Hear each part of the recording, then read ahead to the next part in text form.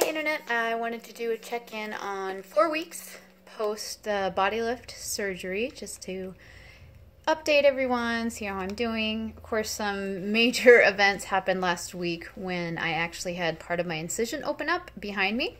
I'm not going to show you, I swear it. Just know that it's normal, apparently, that it happens, and it's something that just has to heal from the inside out. Surgeon cleaned it all up. It's about, or it was the size of a nickel, and it has to be packed with gauze every night and then covered. So my husband has the wonderful pleasure of packing it every night, and I know he hates it, but he's doing it, and I'm grateful because I can reach it, but I can't really see what I'm doing, at least not very well. So hopefully it's getting better.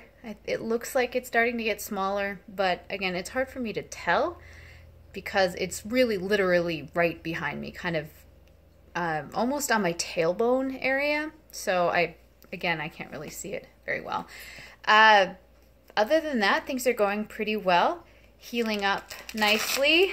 I have another checkup with him in a couple weeks just to check in on everything, do an exam for the arm surgery that I'm hoping to have in July, and to check in on the incision that opened up. So, I mean, it is really small, and a lot of people have them bigger that do that. So, yeah, I mean, it's not fun.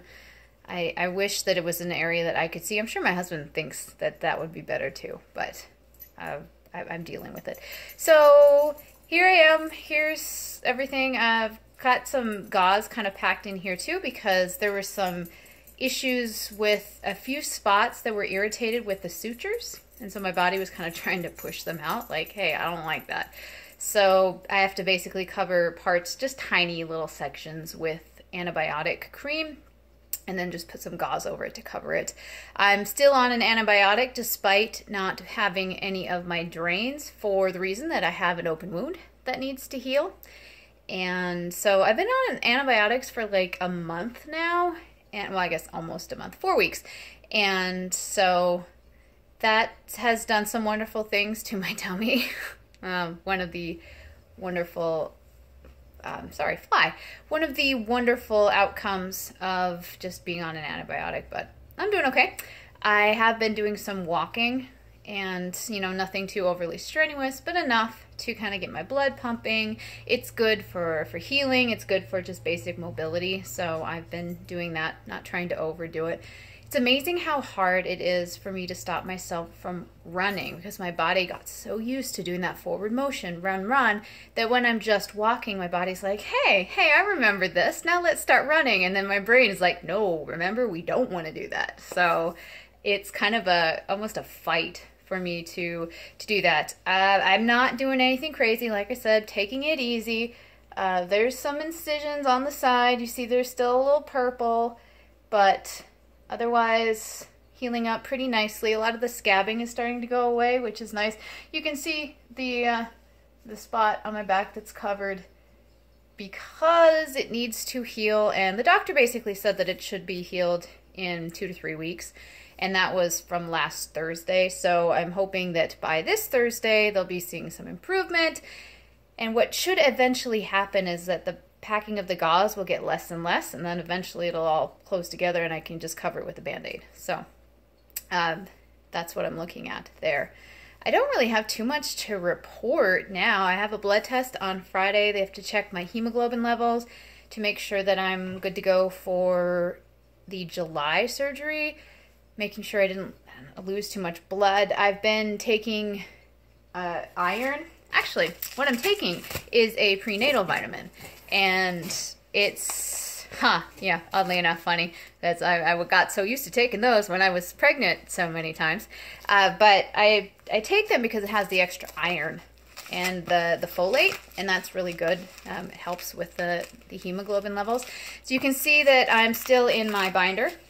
So see me put that wonderful thing on. It does get sweaty, and especially when I'm walking, and then I have to change my tank top, which keeps this from itching. But anyway, my hemoglobin level when I left the hospital was 11, and it needs to be 12 or higher for the surgeon to be comfortable doing the surgery. So it doesn't need to raise that much. So I'm hoping that everything is good. If not, I probably have to see in a couple more weeks and retest. So that is kind of all that's been going on. I have a checkup with my bariatric surgeon on Friday as well, just to do my 1.5 years. Wow, that's crazy. 1.5 years checkup. I've got a few more smaller pairs of shorts, and putting on shorts or really just pants that are normal like jeans is so bizarre for me, mainly because this area right here I still can't feel. And so I put them on and I'm like, is it supposed to fit like this? This feels bizarre. Plus I have my hip bones and then my pelvic bones, and they hit right there, and I'm just like, what is this feeling? And it's so new to me. So I do have that wonderful gap in the waist again because my thighs are thick, or you know, thicker than, say, my waist really is kind of in proportion that I'm bottom heavy. But again, I kind of always have been, so I'm kind of adjusting to that. So my waist could be a size 4, but my thighs are a size 6. So that is something that I'm going to work on. Like I said, I'm starting running, starting lifting, losing some of the fat that I have in my thighs, start saving, because eventually if I do want to have a thigh lift, which is the surgery that kind of scares me the most because it has the most complications.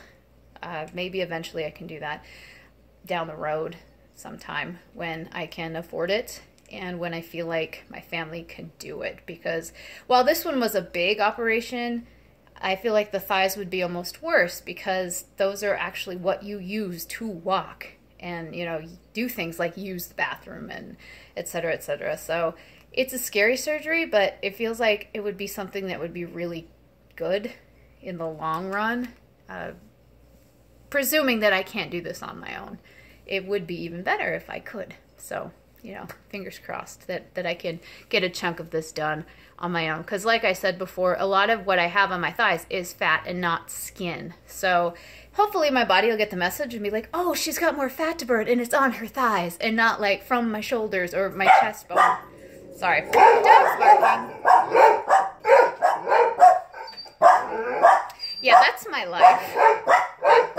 And I guess that'll be my cue to sign out. But there's my update, and I will talk to you again when I know more.